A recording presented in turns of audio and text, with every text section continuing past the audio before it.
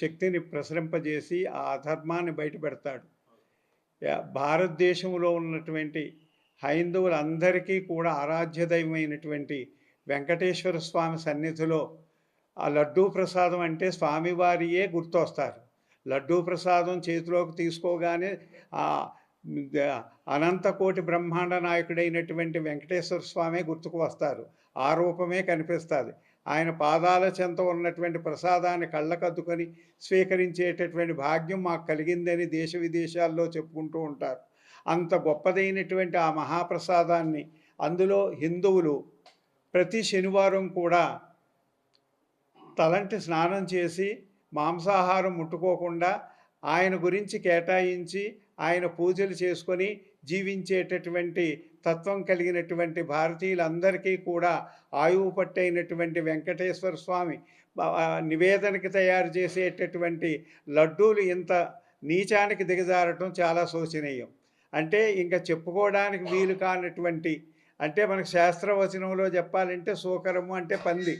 కాబట్టి పంది యొక్క కొవ్వు, గోవుల యొక్క మాంసంలో కొవ్వు, ఇంకా తదితరమైనటువంటి నీచ పదార్థాలన్నింటినీ కలిపి ధర్మానికి గ్లాని కలిగించాలని చూసినటువంటి కారకులు ఎవరైతే ఉన్నారో వాళ్ళకి ఇప్పటికే పనిష్మెంట్ చూపించాడు వెంకటేశ్వర స్వామి. అది మాకు ఈ విధంగా జరిగింది అని తెలుసుకోవటం లేదు. భారతీయులందరూ కూడా ఈ సమయంలో ఏకగ్రీవంగా ఒక్క తాటి మీదకు వచ్చి స్వామి యొక్క సన్నిధిలో వేరే మతస్థులు ఎవ్వరూ ఉద్యోగాలు చేయకూడదు అని అక్కడ. కాబట్టి ఎవరికైతే శ్రీవారి మీద భక్తి విశ్వాసాలు ఉన్నాయో వారికే ఆ కొలువులు ఇవ్వాలి అని భారతీయులందరూ ఏకకంఠంతో ముక్తకంఠంతో మరి బయటకు వచ్చి చెప్పవలసిన ప్రభుత్వానికి తెలియజేయాలి. ప్రభుత్వం కదలాలి, ప్రజలు కదలాలి, ఈ ధర్మానికి గ్లాని కలగకుండా చూసుకోవాలి. అట్లాగే ఇప్పుడు అన్ని దేవాలయాల్లో భక్తులకి విశ్వాసం తప్పిపోయింది. ఏ ప్రసాదం వాళ్ళు ఇచ్చినా ఈ ప్రసాదంలో ఏం కలుస్తుందో అనేటటువంటి భయం.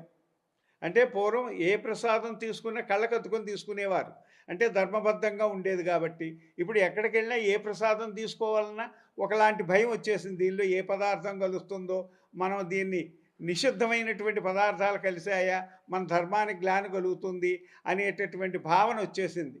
కాబట్టి ప్రభుత్వం కూడా వెంటనే చొరవ తీసుకొని దీనికి కారకులైనటువంటి వారిని న్యాయస్థానాల ముందు పెట్టి శిక్ష పడేటట్టుగా చెయ్యాలి. చేసినట్లయితేనే ఈ సమస్యకు పరిష్కారం దొరుకుతుంది. ఆ విధంగా చేస్తారని మేము కోరుకుంటూ ఉన్నాం. అంటే ప్రభుత్వాలు ఒట్టివే అంటే జరిగిపోయినటువంటి ప్రభుత్వాలు ఒట్టివే అంటే మనకి ఇవన్నీ ఎందుకండి? అంటే చర్చలు, మనం ల్యాబులన్నీ ఎందుకండి? ఒక ల్యాబ్ మనకి ఆధారం. దీంట్లో ఒక పదార్థం దీనిలో కలిసింది అంటే దాన్ని నిర్దిష్టంగా తెలుసుకోవడానికి ల్యాబే ఆధారం. అట్లాంటి ల్యాబులు ఎన్నో చెప్పాయి. మొత్తం భారతదేశంలో ఉన్నటువంటి ల్యాబులు అన్నింటిలో ముఖ్యమైనటువంటి ల్యాబ్సే చెప్పాయి. ఇంకా చెప్పినప్పుడు దానికి మళ్ళీ వక్రీకరించి చెప్పడం బుద్ధి తక్కువతనం అని. అసలు ఇదే ఇప్పుడు అన్ని మతస్థులకి దేవాలయాలు ఉద్యోగాలు ఇవ్వకూడదు, కీలక పదవులు ఇవ్వకూడదు అని ఇప్పుడు చెప్తున్నారు. గత గవర్నమెంట్లో అన్ని మతస్థులు తీసుకెళ్లి ఏకంగా టీటీడీ చైర్మన్ పదవులు కట్టబెట్టారు. అప్పుడు ఇట్లాంటి సంఘాలన్నీ కూడా ముందుకు వచ్చుంటే ఇట్లాంటి విపత్కర అప్పుడు కూడా వచ్చాయండి. అప్పుడు వచ్చి గట్టిగా మాట్లాడిన వాళ్ళందరినీ కేసులు పెట్టారు.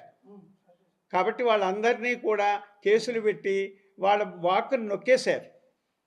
కాబట్టి ఇప్పుడు భగవంతుడే వచ్చాడండి. కాబట్టి భగవంతుడి మీద కేసు పెట్టలేరు కదా. కాబట్టి భగవంతుడే బయటికి తీసుకొచ్చాడు.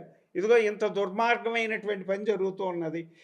ఎవరైతే టీటీడీలో ధర్మాధికారులుగా ఉన్నారో వాళ్ళు ఈ అధర్మం చేసేటటువంటి ఒక అధికారి యొక్క కుమారుడు కూడా చనిపోయాడు. ఏ కుమారుడు గురించి అయితే ఇంత అధర్మానికి పాల్పడి ఇన్నేసి ఆస్తులు గడిస్తూ ఉన్నారో అట్లాంటి కుమారుడే పోయినప్పుడు ఈ ఆస్తితో పని ఏముందండి? కాబట్టి ఆజీవన పర్యంతం నువ్వు సచ్చే వరకు కూడా ఈ భావంతో, ఈ బాధతో, అయ్యో నా బిడ్డ పోయాడే అనేటటువంటి బాధతో జీవించవలసినటువంటి గొప్పదైనటువంటి పనిష్మెంట్ ఆ యొక్క కలియుగ దైవమైనటువంటి వెంకటేశ్వర స్వామి ఇచ్చాడండి. అది మాయన మచ్చ, తీర్చని లోటు. అంత గొప్పదైనటువంటి పనిష్మెంట్ ఇస్తే అది గుర్తించుకోకుండా ఇంకా చేస్తాను అంటే, తప్పు జరగలేదు అంటే అది అపహాస్యం.